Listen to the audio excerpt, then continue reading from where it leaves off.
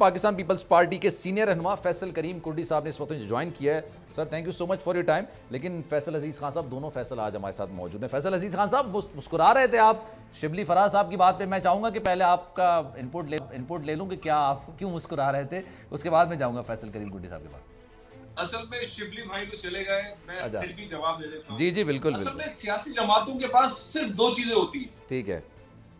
सियासी जमातें उन दो चीजों के बगैर आगे नहीं बढ़ सकती। एक उनकी होती है लीडरशिप और दूसरा होता है लीडरशिप का बयानिया। कौम जो है लीडरशिप को और बयानी को देख के आगे मूव कर रही होती है। अगर किसी लीडरशिप के अंदर वो क्रिज्मा ना हो, वो फॉलोइंग ना हो, तो लीडरशिप नहीं रह पाती। बहुत सारी पार्टियां आई वो नहीं चल पाई, और अगर बयानिया भी मजबूत ना हो तो फारिग हो जाती हैं। इमरान खान साहब की लीडरशिप, उनका करिश्मा और उनके पास जो बयानिया था, उस बयानी को लेके वो निकले और पूरी कौम उनके साथ आई। लेकिन उन्होंने उस लीडरशिप ने, उस बयानिए ने, मेरे राय है, इख्तलाफ रख सकते हैं, शिबली साहब इस वक्त चूंकि नहीं है प्रोग्राम में, पीटीआई के बहुत सारे दोस्तों को मैं कहता रहा हूं कि जब आप निकल आए और आपने प्लान बनाया कि हम पार्लियामेंट से बाहर आ रहे हैं, हमने कहा पार्लियामेंट से बाहर आ रहे हैं, तो आपके पास प्लान क्या था पार्लियामेंट से बाहर आने के बाद? कैसे इस हुकूमत के पास प्लान नहीं था? हुकूमत में आने के बाद मईशत को कैसे संभालेंगे? 212 का डॉलर कर दिया, पेट्रोल डीजल के प्राइसेस ये कर दिए, महंगाई का लामा इन्होंने फेंक दिया। वो कहते हैं कि हम पार्लियामेंट में रहकर कर भी क्या लेते, क्या कर लेते? के पास भी पार्लियामेंट से बाहर आने के बाद प्लान नहीं था। जुलूस, जलसे जुलूस, एहतजाज, तहरीक निकालना और इनकलाब लेके आना और जहाद करना, वो लफ्जी था, उसका प्लान नहीं था। और जहां 4 शेल गिरे वहां इन्होंने बोला भाई भागो। तो मेरी गुजारिश ये है, हमारी हुकूमत भी सुभान अल्लाह, हमारी अपोजिशन भी सुभान अल्लाह। कौन इस वक्त महंगाई में कुतरा जा रहा है महंगाई के अंदर। अपोजिशन तो राजा रियाज है सर। अपोजिशन राजा रियाज है, आप बताइए तो किसने मौका दिया? ये तो पॉइंट ये है कि सच्चाई वाली बात करनी चाहिए। इमरान खान साहब को, उनकी पार्टी को बहुत अच्छा लग रहा होगा जब उनकी तारीफें होती है जो हुकूमत कर रही। अच्छा सर, आपकी आवाज़ थोड़ी कट रही है। मैं चाहूंगा सर, हमारे ये फैसल करीम कुर्डी साहब भी हमारे साथ मौजूद हैं, उनको भी शामिल गुफ्तगू करते हैं। फैसल साहब ये बताइएगा, अब दूसरी बार जो समरी आप लोगों ने भेजी थी, पहले तो इलेक्शन तरमीमी बिल था, उसके बाद नैब तरमीमी बिल भी उन्होंने एतराज़ लगाकर वापस भेज दिया, लेकिन खैर उस पर तो कानून बंद हो जाएगा। आपको क्या लगता है सर, ये क्या आपके रिमार्क्स है इस पर? बिस्मिल्लाहिर्रहमानिर्रहीम। देखें, ये प्रेसिडेंट साहब का एक वतीरा रहा है। उनको ये पता नहीं है कि वो गलती से पाकिस्तान के सदर बन चुके हैं। ये पीटीआई के कोई वर्कर नहीं है। ठीक है। पहले भी अगर आप देखें, ओथ के टाइम भी वो अपने आप को उन्होंने जो है वो बीमार कर लिया, ओथ नहीं ले रहे थे, और उसके बाद फिर जब दूसरी दफा हुआ तो फिर जब उसको जो है उसको कोई अच्छी सी, मैं समझता हूँ कि डोज मिल गई दवाई की, तो फिर उसके बाद ठीक हो गया, सब ठीक हो गया। आप पंजाब में देखें, गवर्नर कॉन्स्टिट्यूशन पोस्ट पे था, वहाँ पर भी ये नखरे करना इन्होंने शुरू कर दिए और क्या कुछ कर रहे थे। बिल तो फिर भी पास हो जाएगा, सदर साहब की खुशी हो या ना हो। लेकिन असल में प्रॉब्लम ये है पीटीआई वालों के साथ कि ये बिल भी पास कराएंगे, बेइज्जत भी होंगे और बिल पास भी होगा। अगर इनको बहुत शौक है बिल पे एतराज का, तो असेंबली में आ जाए, पार्लियामेंट में आते, वहाँ पर उसको डिफीट करते, वहाँ पर अपनी इनपुट देते।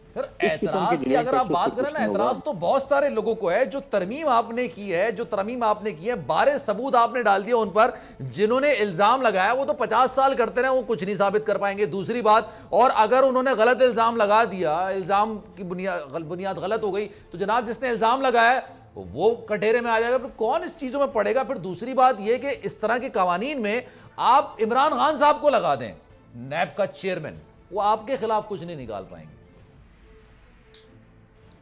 देखें, अपोजिशन तो बिल्कुल ये बात करेगी। हम तो पहले भी कह रहे थे कि आते अपनी तरह देते। हमने कभी भी नैब को, पाकिस्तान पीपल्स पार्टी ने कभी भी सियासी इंतकाम के लिए इस्तेमाल नहीं किया। अच्छा। हमारे दौर हुकूमत में 2008 से 13 तक कोई भी सियासी कैद नहीं था। लेकिन जब पीटीआई की हुकूमत थी, इन्होंने नैब को सियासी इंतकाम के लिए इस्तेमाल किया। उससे पहले हुकूमतों ने पार्टियों को तोड़ने के लिए इस्तेमाल किया। पेट्रियोट किसने बनाई, काफ किसने बनाई, एमपीओ को किसने तोड़ा, इसी नैब के जरिए इस्तेमाल हुई। और अभी भी आप देखेंगे, जब पीटीआई के एक वजीर आते थे कि फलां तारीख को फलां बंदा पकड़ा जाएगा, फलां तारीख को फलां पकड़ा जाएगा। ठीक है। और नैब तो सिर्फ जो है वो अगवा भरा तवांगी इदारा बन चुका था। सरकारी मुलाजमीन को पकड़ा, उनके साथ डील की, छोड़ दिया, पॉलिटिकल विक्टिमाइजेशन की, ये कुछ किया ना। हम तो ये नहीं चाहते थे कि पॉलिटिकल, हम बिल्कुल ये कहते हैं कि पॉलिटिकल विक्टिमाइजेशन ना हो, लेकिन हिसाब किताब हर किसी को देना होगा। ठीक है। तो हिसाब किताब से तो पीटीआई के हमारे दोस्त नहीं बच सकते। अगर उन्होंने मुल्क को लूटा होगा, उन्होंने टैक्स पेयर के पैसों में गबन किया होगा, उन्हें फ्रॉड किया होगा, तो बिल्कुल उनको जो है वो उसको भुगतना होगा।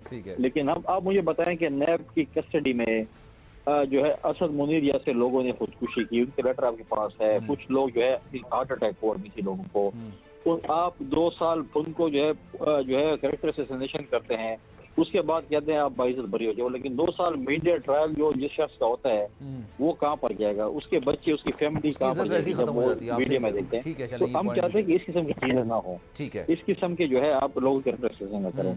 आपके पास बिल्कुल सबूत है कि मैं अगर गलत हूँ तो बिल्कुल आप मुझे फांसी दे दें, मुझे जेल डाल दें, सब कुछ करें। चलिए ये पॉइंट आपका आगे सर, मैं ये फैसल साहब से पूछता हूँ। फैसल साहब ये पॉइंट भी काफी हद तक वैलिड है। लेट सपोज आपको बुला लेता है आज नैब के, भाई फैसल भाई आए जरा, आपने बहुत माल बनाया, ये बताएं, और 3 साल 4 साल केस चलता रहता है, एंड में आप मासूम निकलते हैं, तो सर आपका तो मीडिया ट्रायल हो जाएगा ठीक ठाक किस्म का, आपकी बदनामी हो जाएगी, बच्चे कहाँ जाएंगे, घर वाले कहेंगे यार ये तुम क्या कर रहे हो, घर वाले भी शक करने लग जाते हैं। सलमान एक छोटी सी बात करूं, जी जी, ये नवाज शरीफ साहब आजकल मफरूर हैं, बाहर हैं, ये किसने इनके खिलाफ मुकदमा दर्ज कराया था? कौन था जिसने मुकदमा दर्ज कराया, उनको सजा हुई?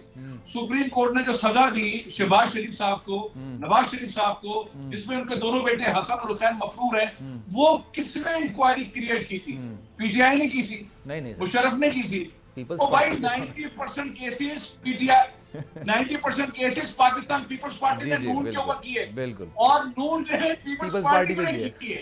इन दोनों ने एक दूसरे पे मुकदमा किए, और तो इन दोनों ने एक दूसरे के खिलाफ मुकदमा, और दोनों ने अपने दौर में नैब को खत्म भी नहीं किया।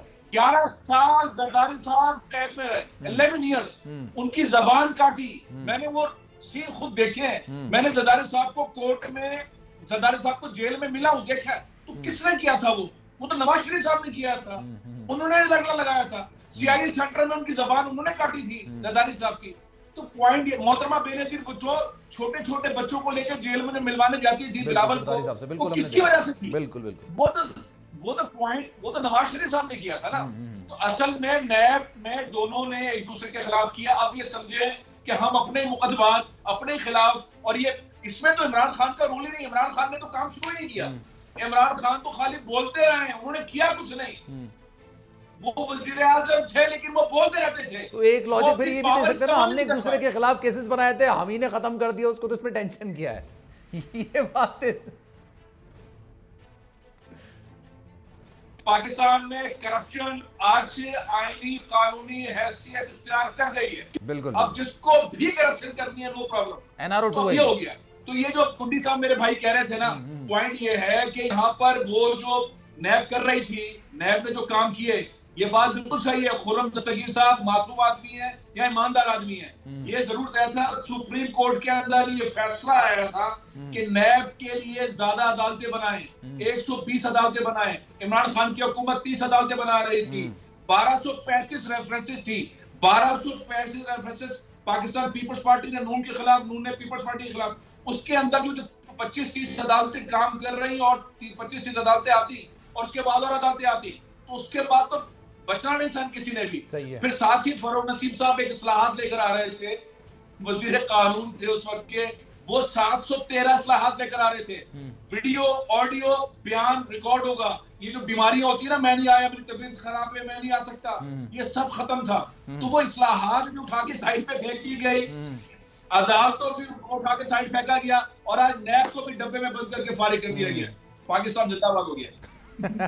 चले ब्रेक ले लेते हैं। ऐसी बात है, पाकिस्तान जिंदाबाद है और इंशाल्लाह जिंदाबाद। लेकिन एक ब्रेक लेते हैं, ब्रेक के बाद वापस आएंगे। तो जनाब भारत में भी इसी तरह की कवानीन मौजूद हैं। अगर आप कौमी खजाने को नुकसान पहुंचाते हैं तो आपको एक इदारा है भारत में, वो भी बुलाता है, पूछता है आपसे जनाब क्या है, क्या मामला है, किस तरह से है, किस तरह से चीजें नहीं है। अभी हमने देखा कि अमिताभ बच्चन साहब की बहू को भी बुलाया गया था, ईडी इन्फोर्समेंट डायरेक्टोरेट है वहां पर ये इदारा, और उन्होंने बुलाया और पूछा भाई आपका नाम आया, बताइए।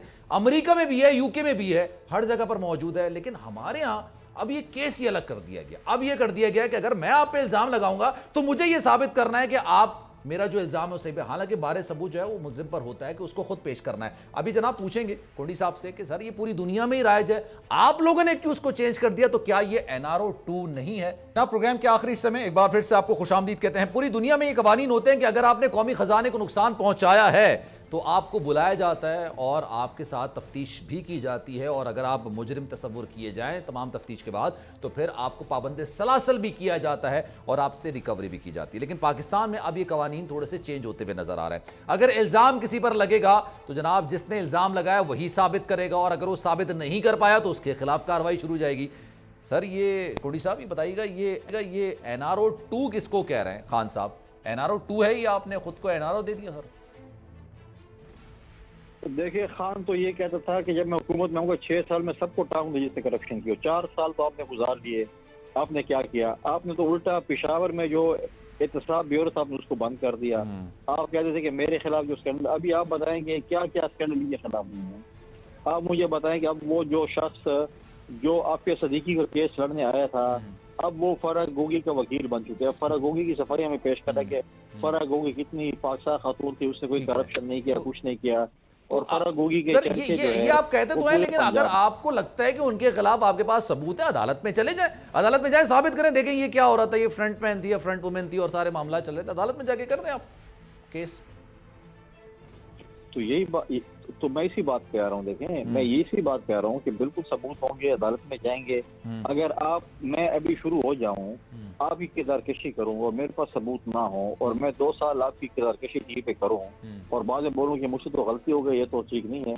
क्योंकि 4 साल हुकूमत थी ना, जिन जिन लोगों ने करप्शन की थी इनको तो सबका पता था। इन्होंने 6 महीने में हमें टांगना था तो टांग लेते, जिसने गलती की उसको टांग लेते। लेकिन ये चीज नहीं है कि आप पिछले 7 साल से फॉरेन फंडिंग से भाग रहे हैं।